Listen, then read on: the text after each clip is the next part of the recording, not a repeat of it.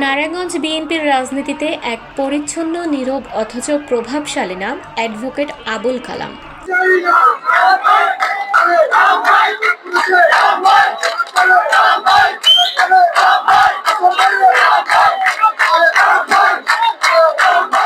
তার পিতা হাজী জালাল উদ্দিন আহমেদ, যিনি নারায়ণগঞ্জ শহর বিএনপির প্রতিষ্ঠাতা আহ্বায়ক ও দলের অন্যতম সংগঠক। 1978 সালে বিএনপির প্রার্থী হিসেবে নারায়ণগঞ্জ 5 আসন থেকে জাতীয় সংসদ নির্বাচিত হন তিনি। দীর্ঘ সময় পৌর কমিশনার ও ভাইস চেয়ারম্যান হিসেবে দায়িত্ব পালন করেন। তার নিজের উদ্যোগে গড়ে তোলেন একের পর এক শিক্ষা ও ধর্মীয় প্রতিষ্ঠান, যেগুলোর নাম আজও শ্রদ্ধাভরে উচ্চারণ করেন নারায়ণগঞ্জবাসী। সেই পরিবারেরই সন্তান অ্যাডভোকেট আবুল কালাম। রাজনীতিতে 3 বার সংসদ সদস্য নির্বাচিত হয়ে সততা, একাগ্রতা আর সেবার মাধ্যমে জায়গা করে নিয়েছেন মানুষের হৃদয়ে।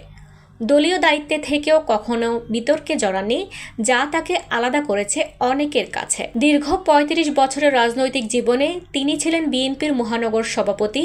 দলের দুঃসময় নেতাকর্মীদের পাশে থেকেছেন নীরবে, কখনো প্রচারে না এসেও সংগঠন ধরে রেখেছেন শক্ত হাতে। রাজনীতিতে যখন অভিযোগ, অনিয়ম আর ব্যক্তি স্বার্থ প্রাধান্য পাচ্ছে, ঠিক তখনই আবুল কালাম দাঁড়িয়েছেন এক ভিন্ন চেহারায়, একজন পরিচ্ছন্ন, নীতিনিষ্ঠ রাজনীতিক হিসেবে।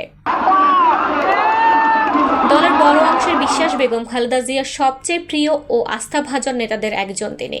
দলীয় মহলে এখনও তার নাম আছে ম্যাডামের গুড বুকে, যা তাকে মনোনয়ন প্রাপ্তির দৌড়ে এগিয়ে রাখছে সবার আগে। আমার একটা অনুরোধ আপনাদের কাছে, যে আমরা কে এমপি হই বা কে আমরা নমিনেশন পাই, আপনারা আপনাদের ইমানটা ঠিক রাখেন।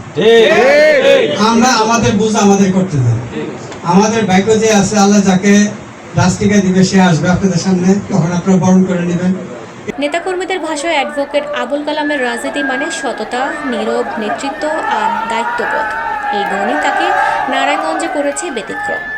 সবশেষে প্রশ্নটা এখন একটাই, আসন্ন নির্বাচনে বিএনপির চূড়ান্ত মনোনয়ন তালিকায় কি তিনিই হবে নারায়ণগঞ্জ 5 আসনে বেগম জিয়ার ভরসা?